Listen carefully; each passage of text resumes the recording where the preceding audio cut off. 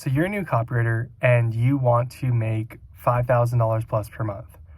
How do you charge premium prices? How do you make sure you're not the kind of freelance copywriter who ends up making $100, $200 a month max? Well, let me tell you a quick story. And just for context, my name is Brandon Story. I've been a freelance copywriter for the past 6 years.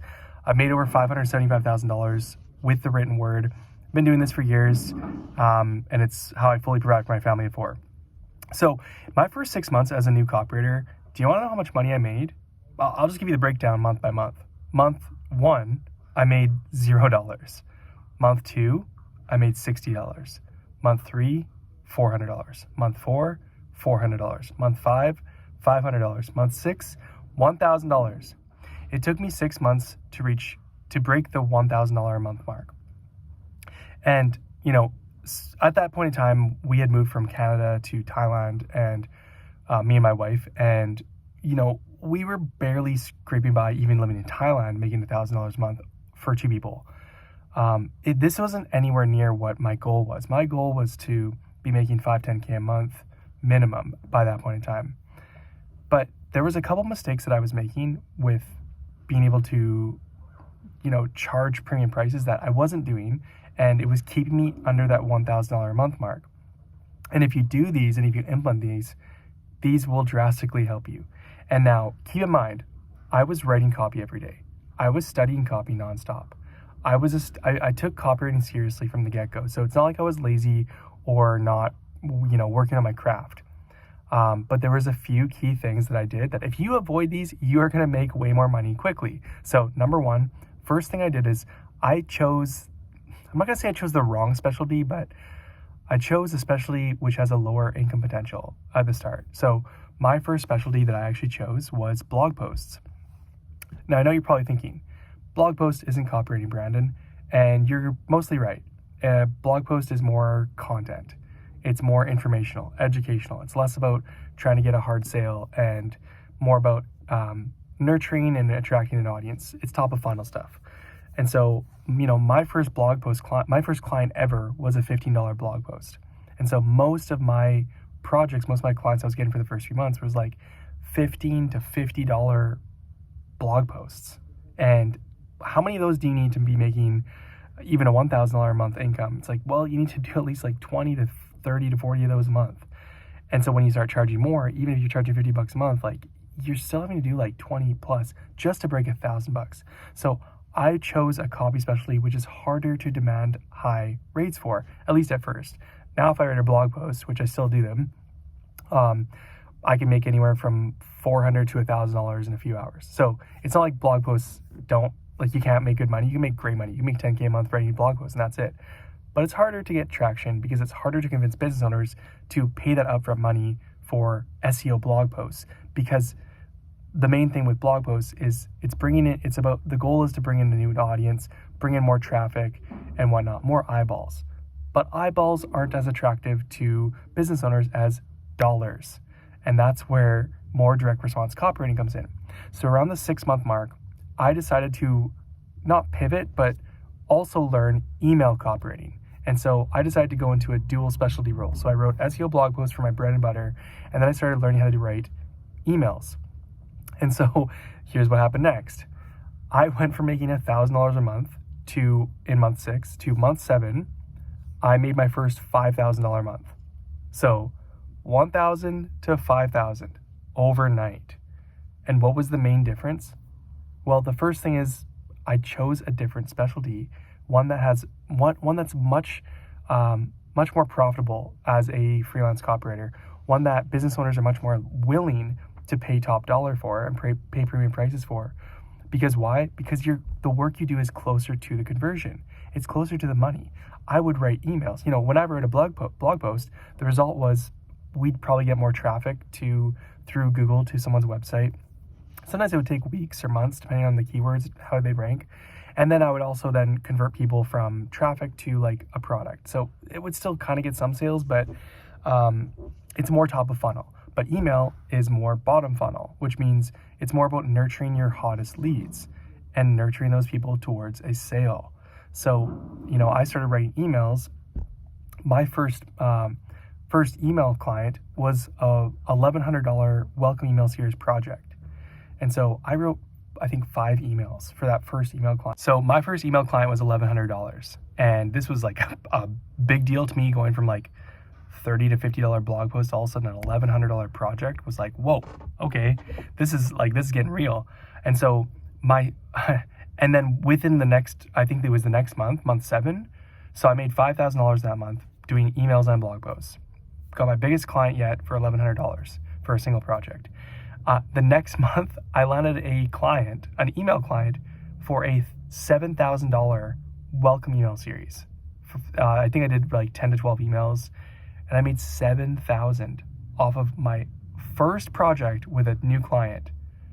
Like, this is me going from literally a month and a half before, like, making $40 to $50 a blog post, to all of a sudden $7,000. Like, it was a very big jump. And what was the main reason for that? The main reason is because of the specialty I chose. I chose email copy. And this is years ago, back in 2019. 6 years later, email is still king. The average business owner gets 36 to 1 ROI on email marketing today in 2025.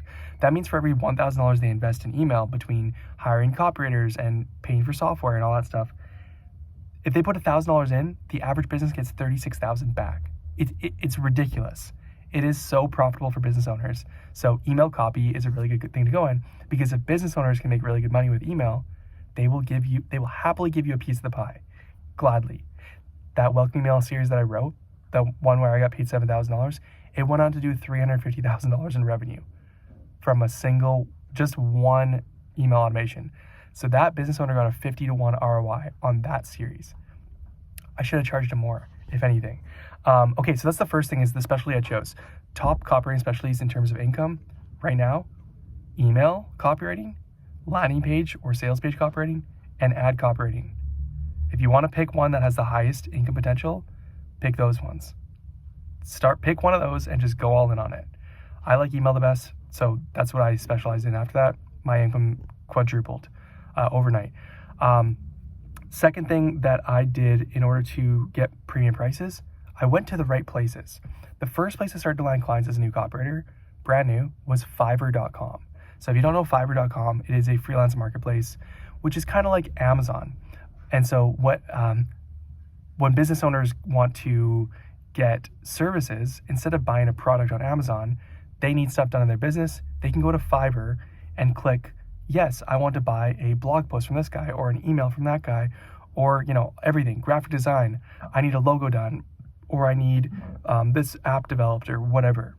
So they'll hire freelance services, and freelancers like me will put up things like, I will write a 500-word blog post on marketing for you for $50. That's how I started. So it's very much like e-commerce, but for a freelance marketplace. But the thing about Fiverr is, it started out with everything was $5 to buy. So it already is like a lower end platform where you can get clients and get work from it. It's harder now than it was a few years ago, but you're really not dealing with a high percentage of premium clients who have tons of money to spend. There's a larger pool of like lower quality freelancers and lower, people with lower budgets overall. So I stopped going to Fiverr. I didn't stop going to Fiverr, I just had it going, but I started to look in other places. That person I landed an $1,100 client was from a Facebook group that was like an elite copywriting job board on Facebook, where there was like pretty legit business owners who would go there. Not like the greatest place on earth, but a lot higher percentage of people who had the money there than Fiverr. So that's where I found that. Then I started to just hang around locally, networking with other business owners who were making good money out in Thailand, in Chiang Mai. And that's where I landed my second big email client for $7,000, was someone I met face to face, because I was just in an area that was in Chiang Mai. There's more business owners there, online business owners, which means there's more people, there's a higher percentage of people that I'm interacting with on a day-to-day basis who are more likely to have a business that's making good money. And that's how I landed that guy. It's not like I was dramatically a way better writer, or my skill set was like 10 times better. It wasn't. I just also learned email. But the thing was now is I put myself in an environment where there is just a lot more money. There's a lot more businesses. And if you're just around them and you're a kind person and your skills there too, you could make 10 times the money just by being in a better place. So things to look for online when you could go to networking events and locally, physically, what I did, and get around people in a certain area of town. But online, go look at people who have a large following. Go look at people who have a large email list. Go look at businesses who are running Facebook ads. Go to Meta Ad Library or Facebook Ad Library to Google. See that a business is running ads. See if they have employees. Look for signs that they have money and that there's business coming in. Look for social proof. Those are signs that this business has money. They're a better target than the random business on Fiverr.com. So that's the second thing. So the third thing that I did in order to, charge premium prices is instead of focusing on just like, here's my offer and here's my amount that I will charge anybody for, I stopped making generic prices for everybody. And instead I started custom tailoring prices, and I started offering a couple different options for people. So every time I talk to a potential client, instead of saying, oh yeah, I'll charge $100 an email or something, I always talk to them first to figure out, what their budget is, what their goals are. And I qualified them to make sure that they were actually making decent revenue so that they could afford me. The thing I did finally, though, when I presented prices to them, is I'd give them a couple different options.